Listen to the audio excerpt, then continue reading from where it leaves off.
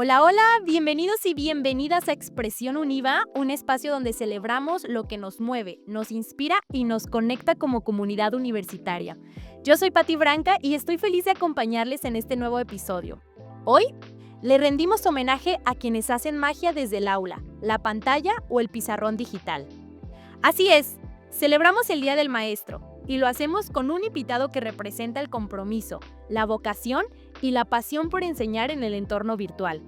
Nos acompaña el maestro Oliver Narciso Correa Sandoval, docente de Univa Online, con quien vamos a platicar sobre los desafíos, las satisfacciones y también los aprendizajes que deja el ser docente en esta era tan conectada y dinámica. Prepárense para una charla llena de anécdotas, reflexiones y ese toque humano que hace tan única la experiencia de enseñar y aprender. Así que pónganse cómodos, compartan este episodio con sus profes favoritos y comenzamos presentando al maestro Oliver Narciso Correa Sandoval. Es licenciado en Filosofía por el Seminario Diocesano de Guadalajara, en donde también realizó sus estudios en Teología. Es licenciado en Derecho por la UNIVA y maestro en Innovación Educativa por la Universidad Antropológica de Guadalajara.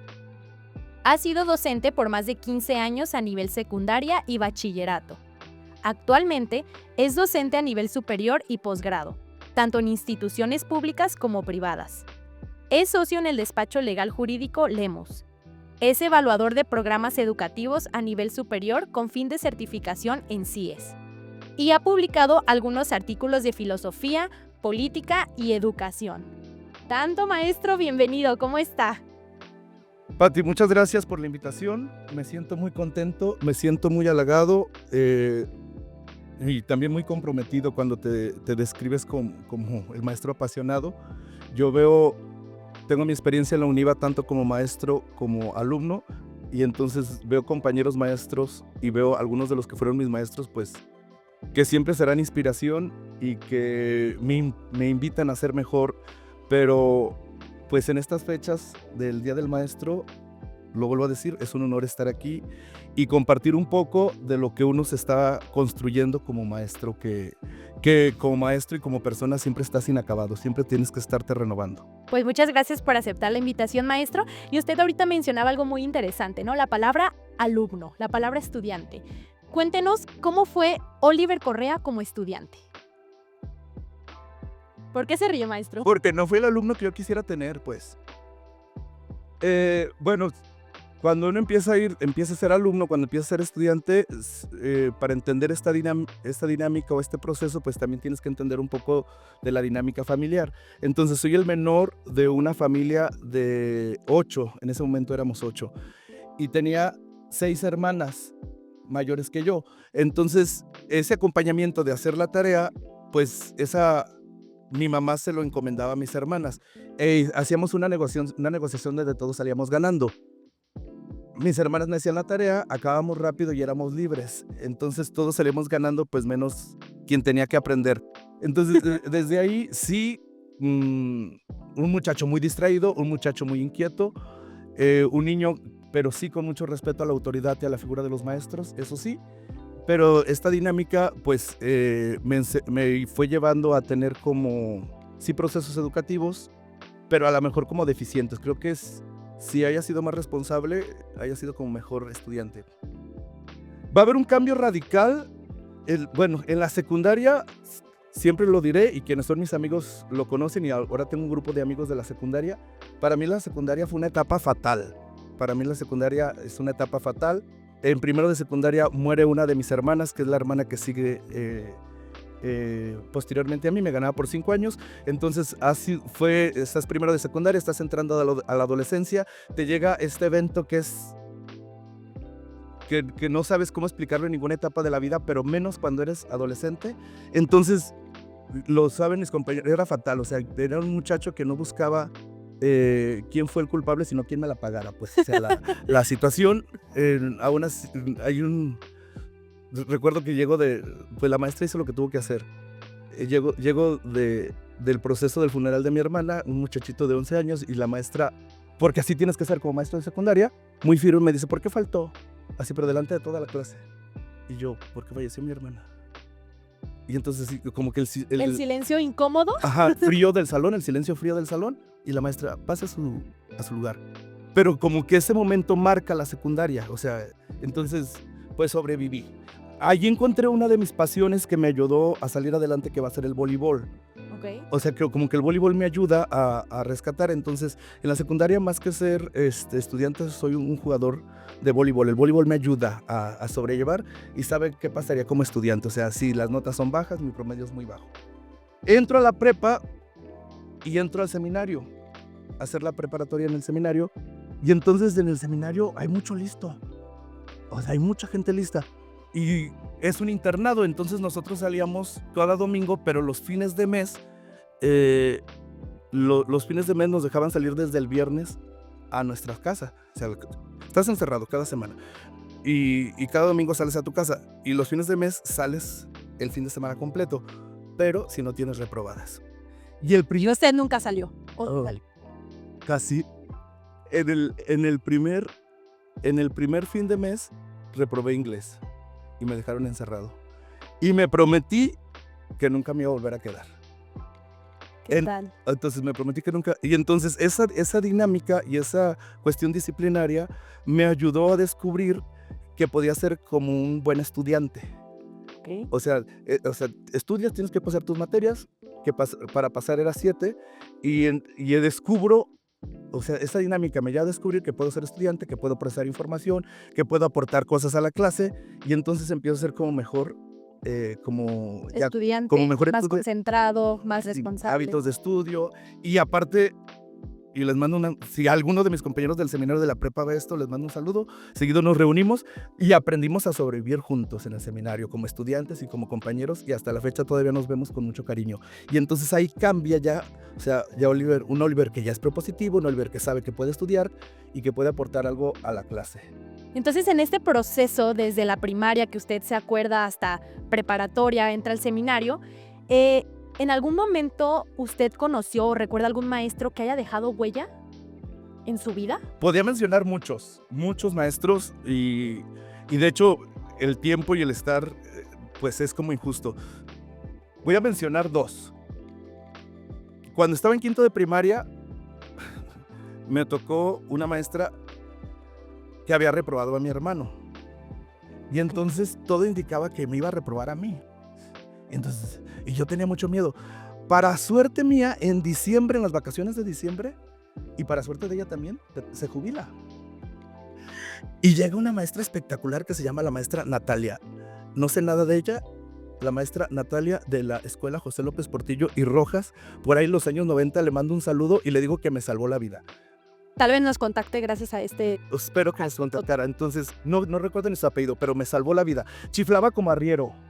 Nos chiflaba como arriero y tenía una frase que decía: muchachos, no hagan maldades fuera del salón, porque en el salón yo los defiendo como la leona defiende a sus crías. ¿Qué tal? Así. Y entonces la maestra Natalia me salva la vida. O sea, yo la recuerdo como la maestra que me salva la vida. Y otro maestro, ya en el seminario, que siempre lo recordaré, el padre José Rosario Ramírez, como el padre Chayo. Fue mi maestro de literatura, fue mi maestro de periodismo. Y era un maestro fuera de serie. O sea, un maestro fuera de serie que cuando me dio clases a mí tenía 50 años de maestro. ¿Qué tal? O sea, que era un hombre de unos 74 años. Pero él no ocupaba PowerPoint. Él no ocupaba esas cosas. Si te daba clases de literatura, tenía la habilidad de dibujar perfectamente. Entonces agarraba el gis y te dibujaba la península ibérica y te decía: de aquí es Miguel de Cervantes. Y te dibujaba, pero en menos de 2 minutos, a Miguel de Cervantes en el pizarrón. ¿Qué tal? Sí. Y entonces decía: fulano de tal, pórese y póngase a leer. Le voy a presentar los acentos porque usted no los conoce. Y los acentos sirven para esto. Les voy a enseñar lo que es la familia gramatical. La gramática es como un reino. Pero si era así, ¿por qué dejó huella en usted? ¿Qué Pues, vio? ¿Qué le dijo? Fíjate que muy particular.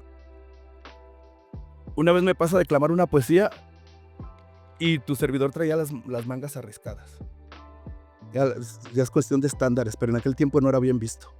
Y entonces paso a declamar y me dice: ¿qué mataste, puerco? ¿O dónde está el caso? Así. ¿Cómo va a declamar? Enfrente de todos. Sí, claro, enfrente de todos. ¿Cómo va a declamar con las manos arriscadas? Con las mangas arriscadas. Y yo, si te das cuenta, y hay un suceso, o sea, porque era muy estricto, era muy apasionado, le gustaba, nos cuidaba los detalles, nos retroalimentaba. Y nunca te daba pero hay un suceso, antes te lo cuento, que un compañero pone 2 faltas de ortografía en su nombre. Y estalla en cólera, si se enoja. Y el maestro, no me dejan mentir, fue miembro de los historiadores y geógrafos de Jalisco, o sea, era una personalidad. Y entonces le pone una regañada muy significativa y al final cierra, y no te hago nada porque te quiero. Y entonces, esto era, él no te decía si tenías un 5, si tenías un 7, él solamente te daba tenía un cuadernito, en un cuadernito siempre al principio del curso nos pedía una foto, iba tomando datos personales tuyos y su retroalimentación era así. O sea, yo creo que has crecido en esto, hay que mejorar esto, y pues él, o sea, la forma como manejaba la disciplina, la forma como manejaba el orden, cómo se comprometía con los alumnos, cómo acompañaba el proceso, que ahorita se hablará de innovación, pues ese señor ya lo hacía, no sé, desde la segunda mitad del siglo XX. ¿Qué tal? Entonces, puede decir que él fue de los que más le marcó y le dejó huella. Si le tuviera que dar un premio a alguno de mis... Se lo lleva. El padre Chayo, lo recuerdo con todo mi corazón, y sí, o sea, como un maestro que en el aula pues hacía que todos nos enamoráramos de la literatura, que nos hacía aprendernos poemas de memoria, que contaba la historia como si él estuviera ahí. Sí, el padre Chayo. Y entonces puede decir que justo es en esta parte que dice, ¿no? Que en el seminario fue donde más o menos ahí agarró la onda, quiso ya pues ser responsable, ¿no? Para poder continuar con sus estudios, poder tener este premio, entre comillas, que es pues poder salir con su familia durante el fin de semana, ¿no? Fíjate que desde esta lógica hay algo que el maestro y que las instituciones educativas tienen que velar, que es acompañar el proceso donde los alumnos se descubran capaces. Así que el sistema educativo o la institución educativa y el maestro como parte del sistema educativo tiene que acompañar el proceso donde el alumno se descubra capaz de. Y creo que el sistema del seminario, en mi persona, y yo creo que en muchos, a eso nos ayudó, a descubrirnos como personas capaces. Okay. Capaces de aprender, capaces de comunicar, capaces de mantener un diálogo. Entonces yo creo que es como un secreto muy importante de las instituciones y de los maestros. ¿Qué tal? Muy bien. Pues bueno, ahorita nos va a platicar un poquito más desde su expertise y desde su profesionalismo, cómo es que cree que los alumnos tenemos que ver a nuestro docente, cómo es que los docentes tienen que actuar, porque bueno, los tiempos cambian, ¿no? O sea, ahorita ya no es posible que un docente le diga los comentarios que a lo mejor en su momento a usted le hicieron, ¿no? Pero eso nos lo va a comentar ahorita. Pero quiero entender un poquito. Usted sale del seminario, ¿no?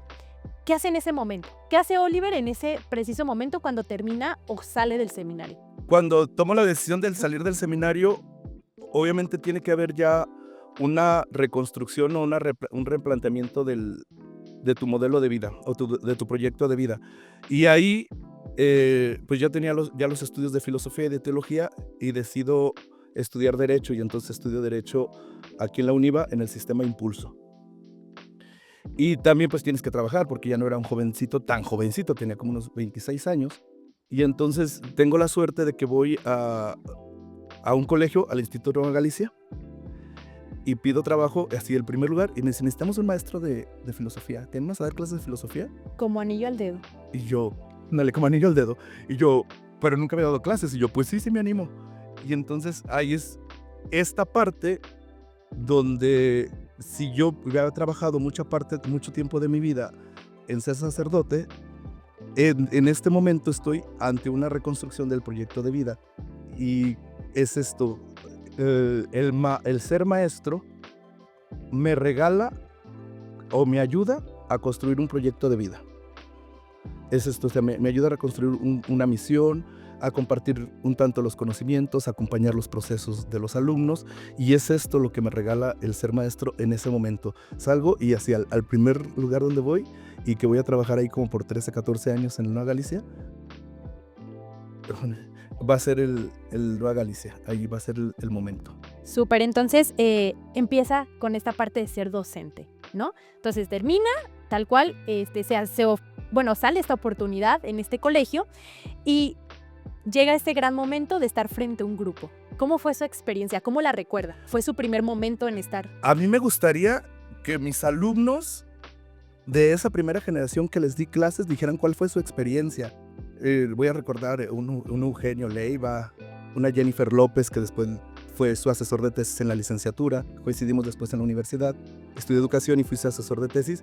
Lo cierto es que en aquel momento yo creo que tenía como muy buena memoria y estaba casi egresado de la Facultad de Filosofía. Pues yo escupía información. Y los alumnos pues nomás veían y tomaban apuntes. Y yo no sé si entendían algo porque a lo mejor ni yo me entendía. O sea, esa parte donde yo entro al salón de clases como con una sed donde los alumnos tengan un montón de conceptos y de ideas y de cuestiones y que manejaba yo las cosas de memoria. Y el grupo era muy bueno y eso hizo aparentar que el maestro era bueno, pero no, yo no era bueno. Maestro, ¿cómo no? Claro que sí era bueno, pues. El grupo era muy bueno, le echaba muchas ganas, hacía muchas preguntas, interrogaban bastante, se metían bastante en la clase, pero yo lo reconozco, el que yo supiera acompañar los procesos pedagógicos, pues no tenía esos elementos para acompañar procesos pedagógicos. El grupo era muy bueno, tenía ganas de ser maestro. ¿Pero sintió miedo? ¿Qué sintió? Digo, porque estar frente a un grupo de ¿cuántos eran en ese tiempo? ¿Cuántos estaban en su grupo? 30, 35. ¿Sintió miedo? Sí, o sea, sí había como una tarea avasalladora, sí dejaba con muchas tareas y tenía que revisar, o sea, sí tenía como mucha responsabilidad y como a lo mejor como un sentido de la responsabilidad un tanto desmedido, o sea, yo creía que tenía que dejar conceptos y llevar contenidos y que supieran lo más que pudieran y poco a poco en el tiempo me voy dando cuenta que los procesos educativos tienen que tener algo de contenidos, pero en esencial son otra cosa y ya con el tiempo me voy dando cuenta que es guiar el proceso, pero ya ahí me voy dando, o sea, pero es esto, cuando yo entro, veo un grupo de muchachitos, jovencitos, yo también estoy relativamente joven, 26 años, tengo un cúmulo de conocimientos aquí y digo, todos estos tienen que aprender, tienen que grabarse todo lo que yo sé. Y háganle como puedan. Y háganle como puedan, y no lo vuelvo a decir, y digo algo y no lo vuelvo a repetir porque no me sale igual. Entonces, pónganse listos. Y entonces esa fue como, por eso digo, lo interesante sería cómo fue la experiencia, o sea, yo volteaba a ellos y así, todavía de esos muchachitos que tomaban muchos apuntes, muy aplicados, muy listos, la mayoría, y te quedas así, pero bueno, era un maestro que apenas estaba haciendo y que todavía me estoy haciendo. No, y que todo lo que tenía que recorrer, yo creo que usted no se imaginaba todo lo que venía. No, una sinfín de experiencias, en su mayoría gratificantes, pero también otras que nos han dejado como marcadas, a veces un tanto con dolor, la experiencia de ser docente. Claro, entonces ahorita vamos a platicar un poquito ya desde lo más profundo, ¿no? Desde su sentir, desde lo que usted cree sobre los docentes y también sobre esta nueva era digital, ¿no? Cómo es que ha impactado a los maestros. Vamos a ir a un pequeño corte y ahorita regresamos. No se nos vaya a ir, por favor. Aquí el chisme está bueno. Aquí seguimos, hay chisme para contar. Muy bien, gracias. En Univa Online llevamos la educación hasta donde estés. Con nuestra modalidad 100% en línea, puedes cursar tu posgrado desde cualquier parte del mundo, adaptando tu estudio a tu ritmo de vida, sin traslados, sin horarios fijos y con la flexibilidad que necesitas para equilibrar tu vida profesional y personal. En Univa Online contamos con un equipo de docentes altamente especializados y con amplia experiencia en sus respectivas áreas, profesores que dominan la teoría y aplican su conocimiento en el campo profesional, brindando a los estudiantes una formación integral, práctica y actualizada. Con nuestros programas de maestría, queremos verte crecer en el mundo laboral. En la maestría en finanzas, podrás desarrollar habilidades de gestión financiera, el análisis de inversiones, así como generar estrategias económicas para la toma de decisiones financieras certeras, con la intención de impulsar el crecimiento organizacional. La maestría de Desarrollo Organizacional y Humano te permitirá crear entornos laborales más competitivos e innovadores a través de la conformación de una cultura organizacional que favorezca el desarrollo del talento humano, la transformación organizacional y el liderazgo con equipos de trabajo. Con la maestría en Inteligencia de Negocios y Analítica de Datos, podrás gestionar información para la toma de decisiones estratégicas a través del uso de herramientas innovadoras que den respuesta a un entorno cada vez más digital, generando competencias como el análisis de datos complejos, la interpretación de resultados y la comunicación efectiva de la información. La maestría en gestión de marca te brindará conocimientos teórico-prácticos para potenciar la identidad, la vinculación y el posicionamiento de marcas a través de la investigación del consumidor en su contexto personal y social, generando planes de crecimiento que impulsen el valor financiero de las marcas en un entorno global dinámico. Con la maestría en educación especial podrás ser capaz de generar modelos educativos que te permitan desarrollar estrategias inclusivas y herramientas innovadoras para atender las necesidades educativas de poblaciones diversas, para contribuir a crear una sociedad más equitativa en donde todos tengan acceso a oportunidades educativas de calidad. En la maestría de educación te formarás para liderar procesos y proyectos educativos innovadores, con una visión crítica e incluyente, a través del diagnóstico de la realidad y el trabajo interdisciplinario. Contribuirás al desarrollo sociocultural de diversos contextos, fomentando entornos educativos más justos y educativos. La maestría en ambientes virtuales de aprendizaje te brindará conocimientos para la gestión de entornos digitales de formación y aprendizaje, combinando tecnologías innovadoras con principios pedagógicos para la gestión de experiencias educativas significativas y atractivas para las futuras generaciones. Es momento de dar el siguiente paso en tu carrera. Conviértete en un profesional del futuro en Univa Online y comienza a transformar tu mundo. La vida ya es online.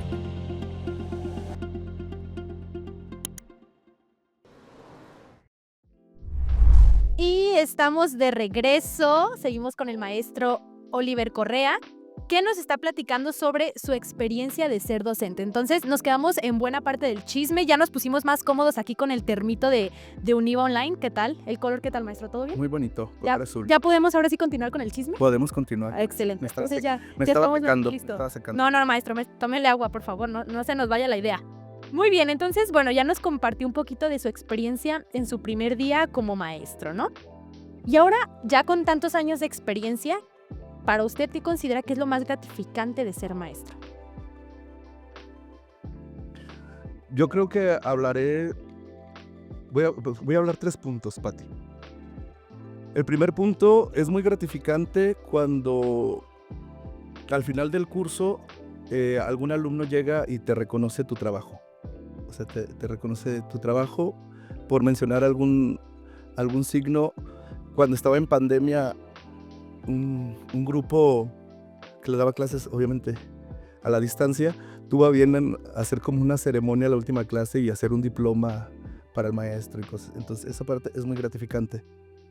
Y eso es natural y hay que aceptarlo porque somos humanos y necesitamos ese tipo de estímulos, o sea, de que se nos reconozca nuestro trabajo, eso es muy gratificante.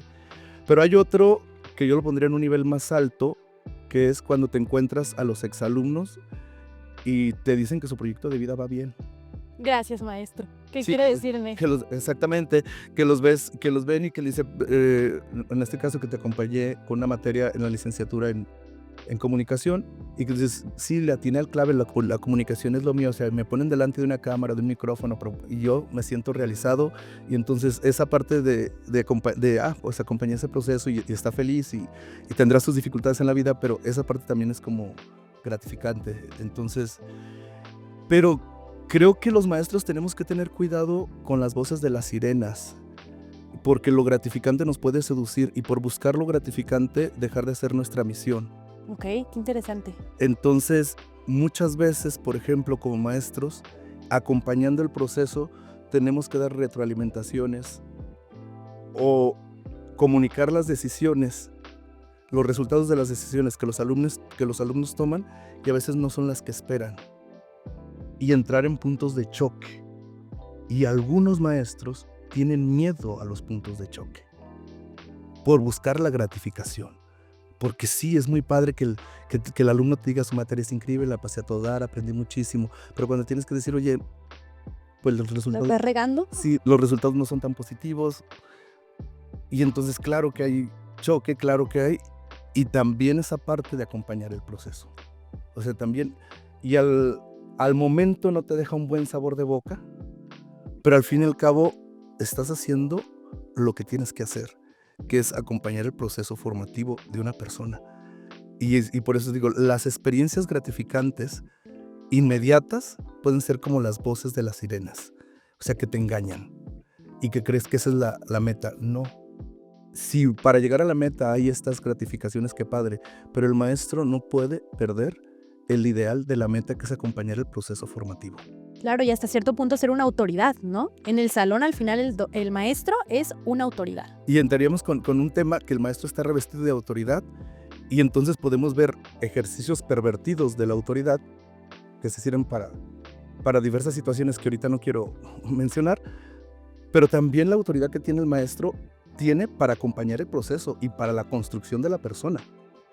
Y esto es algo que muchas veces nos tendremos que enfrentar y que algunos maestros le rehuyen al punto de choque. Hasta incluso tienen miedo, ¿no? Sí, sí, sí. O sea, de luego qué va a pasar, qué va a decir el alumno, ya las redes sociales me van a quemar, o sea, todo eso. Estoy conflictuado con una frase muy trillada entre los maestros que dicen, lo reprobará la vida. ¿Por qué estoy conflictuado? Porque de tanto reprobado que hay en la vida, estamos en la crisis social. Y a veces yo digo, si un maestro le haya dicho en un cierto momento, no, espérate, en este momento vamos a parar, en este momento no voy a dar luz verde, porque tienes que replantearte las decisiones que estás tomando, tal vez alguno o varios hubieran rectificado. Pero al reprobar a la vida al alumno, nos reprobamos todos como sociedad. Claro. Y esta es la misión del maestro. Estoy egresando futuros padres de familia, estoy enfrentando futuros profesionales, estoy estudiando futuros políticos. Y es esto, al reprobarlos la vida, nos reprueba a todos. Preferible reprobar en el salón. Sí, que alguien le diga, espérate, vamos a hacer una pausa, necesitas rectificar esto, necesitas ver que tus actos tienen consecuencias. Y esto, por eso cuando se habla de la gratificación, sí, a todos nos gusta que nos traten, que me mencionen con todas las cosas que he hecho y que a lo mejor no las he hecho tan bien, sí, te agrada, pero son los cantos, pueden ser los cantos de las sirenas, que te pueden engañar. ¿Qué tal, maestro? No, aquí nos está dejando una reflexión muy profunda y justo dentro de esta línea, ¿no? Que nos gusta a todos el reconocimiento, especialmente a los maestros, porque al final de cuentas están haciendo una formación, ¿no? El alumno también se está formando, está aprendiendo, pero también está dentro de una parte de formación. ¿Tienes alguna anécdota que te haya marcado a ti personalmente como docente? ¿Algún alumno que recuerdes? Te voy a platicar dos situaciones. Una que va por el lado de la gratificación y otra que va al lado del cuestionamiento. ¿De qué estoy haciendo? Vamos a iniciar así por lo que más nos gusta. Por la gratificación. Por la gratificación, lo que nos endulza el oído. La primera vez que fui padrino de generación. De prepa, era un grupo muy especial, era un grupo con mucha capacidad intelectual, pero con muy poca formación en los límites. A los maestros que se les ponían blanditos, los hacían llorar. Sí, les voy a mandar un saludo a mis ahijados, a Juan Falcón, les voy a mandar saludos a... Ay, pues era una serie, me acuerdo mucho de Juan porque... Entonces llego un día al salón de clases, entonces yo tenía que llegar con ellos y ser muy firme, muy categórico. Porque si no se te subían, entonces tenías que ser. Y llego al salón de clases y estaban todos ordenados. Caray. Y entonces dos compañeritos de los lidercillos y relajos, muy listos, y ahorita ya son profesionales y yo creo que les está yendo muy bien porque son muy capaces. Y entonces yo los veía que se decían cosas hacia la distancia. Sí, los murmullos. Para la distancia. Y le digo, fulano y fulano. Ay, no sé por qué no se viene de Juan, pero del otro muchacho no se me viene, discúlpame, pero si lo escucha vas a ver quién es. Entonces les digo, no se viene el nombre. Si tienen algo que arreglar, salgan del salón. Y se salen. Así en seco. A lo que van. Se salen en seco. Y después de un rato regresan. Y salgo y me voy a otro salón a dar clase. Y ya estoy dando clase y soy medio celosillo de las clases. No me gusta que me interrumpan o que me saquen. Entonces, y otra maestra, muy amiga mía, Susana Gutiérrez, que ahorita está allá en Miami. Susana, tienes que ver esto. Vámonos, maestros. Sí, vamos a Miami. Vámonos a Miami. Una gran maestra y una gran amiga. Llega a mi salón de clases, era coordinadora de prepa y me dice, había una alumna de otro grupo enfermo y llega y me dice así, oye, está la mamá de fulana de tal, quiere ver lo de tus trabajos. Y yo le dije, oye, pero fulana está en el hospital, ¿no? Sí, pues bien fácil, que esté en el hospital, cuando salga del hospital, vemos lo de los trabajos, o sea, Prioridades. lo primero, o sea, si yo no tengo nada que hablar ahorita, no, pero que quiere hablar contigo. Y yo así, o sea, la verdad iba molesto, o sea. Y entonces me sacan de mi salón y me llevan a la entrada del colegio. Y entonces abren y había un letrero así enorme de ¿quieres ser nuestro padrino de generación? Un mariachi y todos los muchachos vestidos de gala, con flores blancas. Y yo, haz de cuenta que El shock. este movimiento interno de estar molesto porque te sacaron de tu salón de clases y luego llegas y te hacen este reconocimiento así pero explosivo y para colmo, como eran muy voluntariosos, la directora no dio permiso de hacer ese relajo y lo hicieron sin permiso. Así lo hicieron sin permiso. Ajá, y entonces por eso me tienen que llevar hasta la entrada porque no dejan pasar el mariachi en el primer momento a la escuela. Y entonces yo estoy así, eso lo supe después. Y sí, o sea, sí fue un momento que por lo general hablo mucho y ese momento yo estaba así. De que no salían las palabras. Ajá, Completamente. como la lagrimita aquí y aquí y la voz anusgada y entonces esa experiencia fue muy gratificante. A esa generación pues marca mi carrera como un reconocimiento. Y en otra escuela, en el sistema público que trabajo, la segunda que te quiero contar, soy tutor de un grupo de que el bullying estaba a otro nivel. Así, voy a ser textual. Haz de cuenta que había una chica de talla muy grande y entonces alusiones en el pizarrón escritas y, o sea, de otro nivel. Y las peleas de los muchachos varones así, y en mi salón no se peleaban porque si se necesita solo ser muy firme, entonces los pongo como en orden. Pero si de otros maestros se peleaban en otras clases a golpes, y entonces yo tenía que atender juntas de padres de familia, tenía que estar llamándole a uno, tenía que estar llamándole a otro. Y había una alumna que era la primera de la lista, se sentaba enfrente y solamente tenía una limitación. Comunicaba muy poco, muy, muy serio. Y mientras que yo tenía un salón Que era un desorden total. que yo no había que hacer, está esta muchacha. Y falta como 2 semanas. Después de que llega, le pregunto que por qué falta y me dice por una infección estomacal. Ah, pues ya está bien, sí, ya estoy bien. Le justificó las faltas, le revisó sus trabajos. Y entonces viene un periodo de vacaciones y en ese periodo de vacaciones la niña decidió quitarse la vida. Y pues te lleva la lona. O sea, te lleva la lona, o sea, y pues sí, o sea, es lo que la pregunta es, ¿qué estoy haciendo? No sé si me dio a entender, o sea, ¿qué estoy haciendo? Y de alguna forma de entender o crear una justificación, es que tenía un grupo que se me caía a pedazos, pues, o sea, tenía un grupo que se me caía, no era que yo no hiciera nada, no es que yo estuviera atento, pero tenía de verdad que se agarraban a golpes, de verdad casos de bullying, de verdad entrevistas con padres de familia, constantemente. Y entonces pasa esta situación y sí, o sea, como maestro te lleva la lona, o sea, ¿qué estoy haciendo? O sea, ¿qué pasa? O sea, la realidad te sobrepasa por muy buena voluntad que tengas, porque a veces les digo bromeando, el que me sepa el nombre de mis alumnos es un logro, porque manejo alrededor de 500 alumnos, y ya que te hable por tu nombre, de verdad. Y empieza a jugarle en su contra la cabeza, ¿no? Debía haber hecho. Sí, del haber hecho, ¿por qué no hice? Y entonces, cuando se enfermó, o sea, ya cuando empieza a armar las piezas, cuando se enfermó del estómago, pues sí se enfermó del estómago, pero fue porque ha sido un intento con pastillas. Y entonces sí, o sea, a esa parte, y que el sistema educativo tiene una realidad que nos sobrepasa, pues. Nos sobrepasa en darles acompañamiento a los alumnos. Y pues están estas, te digo, una que nos endulza el oído, pero otra que nos dice, espérate, la realidad a la que te estás enfrentando es avasalladora. Y la educación sí tiene experiencias muy padres, pero también tiene unas experiencias que marcan y que te dicen que eres humano y que hay cosas que se escapan de tus manos. Y que hasta cierto punto la responsabilidad no es 100% del docente, ¿no? No. Ni 100% del papá, ni 100% de la escuela, ni 100% del sistema. Pero nadie es responsable y todo el mundo somos responsables. Y todos somos humanos, pero a la vez tenemos que ser profesionales. Sí, entonces sí, esa experiencia, pues sí ha marcado mi vida. Tal. Estas dos. Muy bien. Y bueno, pues supongo que después de todo esto ya nos platicó un poco de esta experiencia. ¿Y en qué momento usted cambia de su educación tradicional, que es de manera presencial, a la educación en línea? Fíjate que hay una frase que dice que si del cielo te caen limones, aprende a hacer limonadas. Entonces, ya te conté un poquito que estudié filosofía y teología en el seminario, entonces salgo y estudio derecho y mi proyecto de vida era dedicarme a la cuestión del derecho. Yo, mientras que estudio derecho, soy coordinador general de bachillerato en el colegio en Nueva Galicia y termino derecho y entonces renuncio a la coordinación porque yo me iba a ir a la cuestión legal.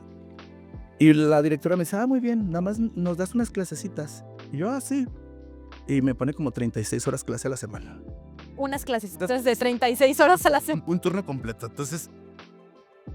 Entonces ya, pues ¿qué hago? Me meto a la maestría en innovación educativa y en la maestría en innovación educativa le mando un saludo a la maestra Abby porque nos daba unas clases, los nombres no me acuerdo, yo les decía Compu 1, Compu 2, y entonces nos enseñó, o por lo menos a mí me quitó el miedo de utilizar la tecnología. Y que eso era, o sea, nos enseñamos a las aplicaciones, como estas tecnologías aplicadas a la educación. Yo creo que así se llamaba la materia. Pero yo le decía Compu, vamos a Compu. Y entonces, a mí en lo personal, lo que yo logré es quitarle el miedo a la tecnología. Y entonces empiezo a autogestionar y empecé a hacer como algunas experiencias de cursos en línea de manera personal. O sea, descubro que a través de en línea puedo llevar cursos. Y entonces empiezo a llevar cursos. Hice uno a través de una plataforma que se llama de innovación y creatividad. Y entonces empiezo a tener esta experiencia y me doy cuenta que la educación iba más que lo presencial. O sea, que la educación, que la educación tiene que responder y responder a los retos que la realidad le plantea y trabajar con las herramientas que la actualidad te tiene. ¿Qué es la tecnología? Y no te puedes pelear con la tecnología. En cierto momento, si yo lo digo, en cierto momento en la educación hicimos un esfuerzo por sacar los celulares del salón y en este momento los necesitamos. Que el alumno que no lleva me mete en un problema, así como que no trae celular. O sea, porque lo necesito para el proceso educativo. Entonces, si nos da esta posibilidad, ahí yo descubro esta parte de que hay muchas herramientas para generar o acompañar procesos educativos que van más allá. Los empiezo a experimentar conmigo, incluso, o sea, cursos que ya están diseñados y que nadie me los pide, pero yo entro y los hago. Alguna vez hice uno de ortografía, también que tiene una plataforma, y empiezo a hacer cursos y después me invitan a esta cuestión me invitan a dar clases en Unión Online precisamente, y pues es interesante y es cambiar la dinámica de acompañar un proceso a la distancia y cómo los elementos que tienes siguen acompañando el proceso para esto. Nada más que ahí hay algo que tiene que haber en un supuesto para que este proceso sea como lo más satisfactorio posible, que es que el alumno tiene que tener mucha capacidad por sí mismo, de poner sus tiempos, de autorregularse, de tener metas claras, de ver qué es lo que quiere, identificar sus necesidades para desarrollarlas, porque en el salón de clases tú le estás diciendo, necesitas esto, oye, tienes que fortalecer esto, pero en el proceso de Unión Online, el perfil de ingreso tuviera que ser como alguien que tiene desarrolladas habilidades digitales, que tiene identificado un proyecto de vida, que eso que está estudiando le va a abonar a algo de su proyecto de vida ya muy específico.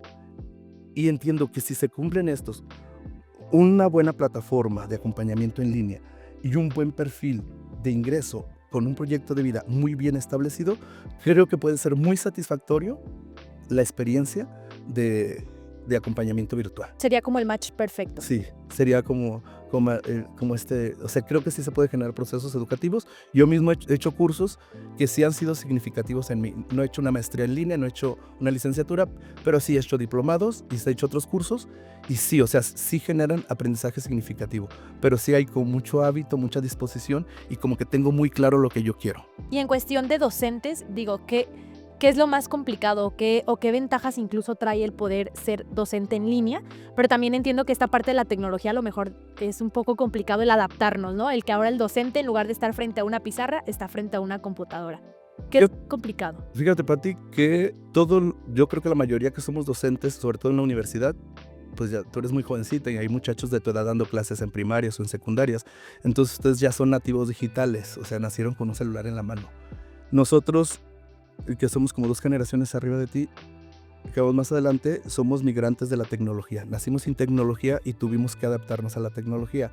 La mayoría, ojalá sí lo estemos haciendo, pero yo todavía veo maestros que tienen como cierta resistencia a la tecnología y bueno, lo cierto es que la tecnología llegó para quedarse, o sea, esto y es una herramienta. Entonces, por un lado, los retos yo creo que los docentes, para que generen experiencias y confíen en este proceso, tienen que tener ellos, o sea, tenemos que tener nosotros la experiencia de tener cursos en línea y que nos hayan sido satisfactorios. No sé si me doy a entender. Sí. Si no, a lo mejor vendrá otro maestro. Yo nunca estuve en línea y me funcionó y soy maestro perfectamente, no sé.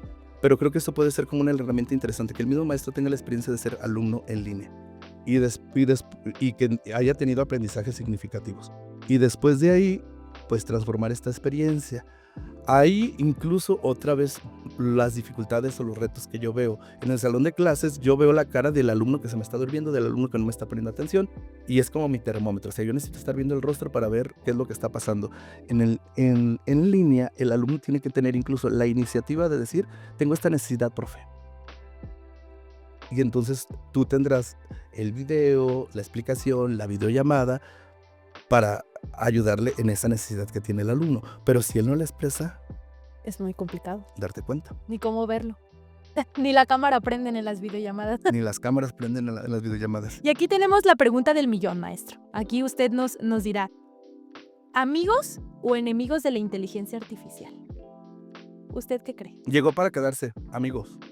100% amigos, sí, 100% amigos, pero vuelvo a lo mismo. Bueno, puede pasar el mismo error que tuvimos al principio con la tecnología y con los celulares, que le tengamos miedo y que no querramos, pero es esto. Y los muchachos, o sea, los alumnos van a salir a trabajar y van a trabajar en campos donde la inteligencia artificial es parte ya de la profesión. Es parte ya de la profesión. No sé, a lo mejor alguno de estos de la estafeta o del guioncito que traes te ayudó, alguna inteligencia artificial para hacerla. No. No me causa. Ah, sí, maestro. No me causaría conflicto. O sea, lo cierto es que van adelantando procesos. Entonces viene este cuestionamiento. Yo como maestro me peleo con la inteligencia artificial, pero voy a mandar egresar alumnos que van a trabajar en campos laborales donde la inteligencia artificial va a estar a todo lo que dé. Y entonces pues ahí va un choque, una fractura. Ahí hay una fractura.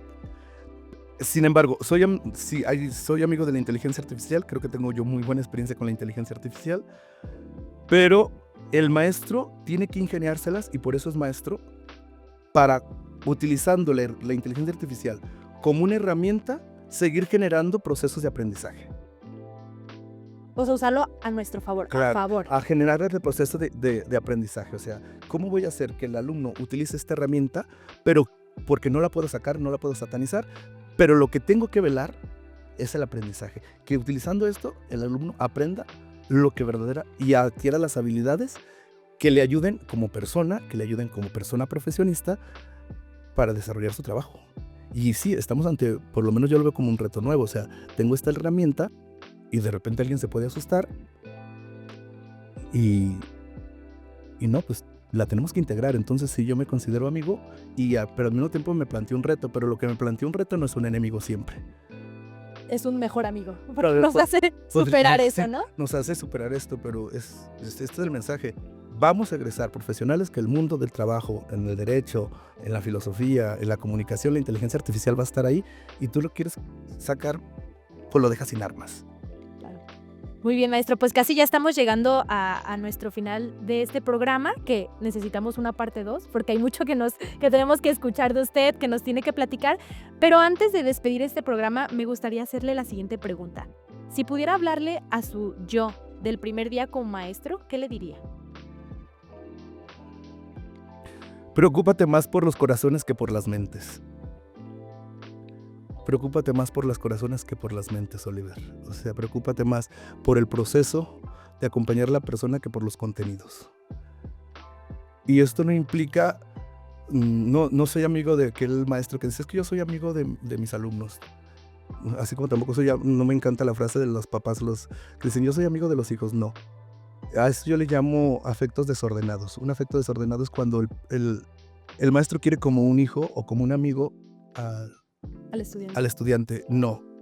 Y de repente, profe, es que usted es compa. No, yo soy su profe. Claro, la línea de... Así, yo soy su profe. Y entonces ellos interpretan que no hay afecto y que no hay cercanía. Sí hay afecto y sí hay cercanía, pero como profe, porque hay una forma de creer como maestro. No sé si me dio a entender. Sí, claro. Te quiero, pero como maestro. Soy cercano a ti, pero como maestro. No como mi amigo, como maestro. No sé si me dio a entender. Y en esta parte, creo que es esto. No es como un sentido tan romántico. Es un sentido que implica mucha educación y mucho autoconocimiento. Porque en el momento que yo desvío mi afecto, sea como papá, sea como hijo, o sea como pareja afectiva, que se dan casos, estoy haciendo daño. Entonces, esto es interesante. Preocúpate más por el corazón que por la mente. Y entonces quiérelos, pero quiérelos como maestro. Porque el afecto mal encauzado, en vez de favorecerlos, perjudica. Claro.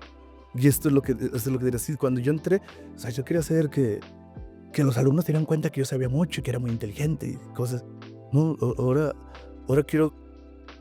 quisiera que se dieran cuenta que es alguien que los acompaña como maestro en su proceso, ahora en la universidad, de formarse como personas. Y parte de su ser persona es ser profesional.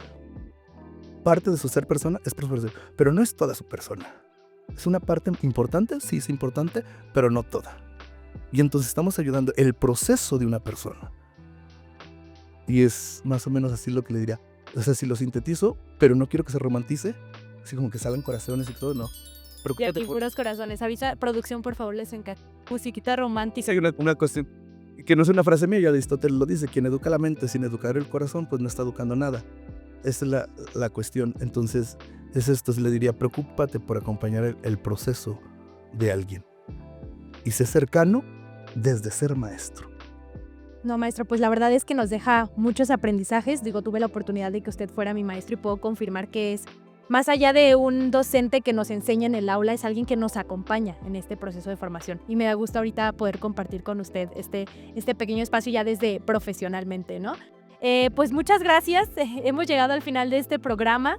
En nombre de Univa Online, gracias por acompañarnos en este episodio. Les invitamos a seguir conectados con nosotros a través de nuestras redes sociales, @Univa Online y Agora Univa en Facebook e Instagram, donde podrán encontrar todos nuestros contenidos, entrevistas y novedades. Nos escuchamos en el próximo episodio, pero muchas gracias antes de cerrar, pues agradecer a producción, que por ahí estuvieron en controles, Caro, Pau, Mirna, Tania aquí en cámara y por supuesto a nuestra productora Alejandra Reyes. Nos escuchamos en el próximo episodio. Esto es Expresión Univa. Maestro, muchas gracias. Y un saludo y un abrazo a todos mis maestros. Una gratitud, que fueran personas con sus grandezas y sus limitaciones, pero que yo creo que siempre hubo un buen deseo de formarme. Muchas gracias y felicidades a todos. Muchas gracias a todos. Nos vemos pronto.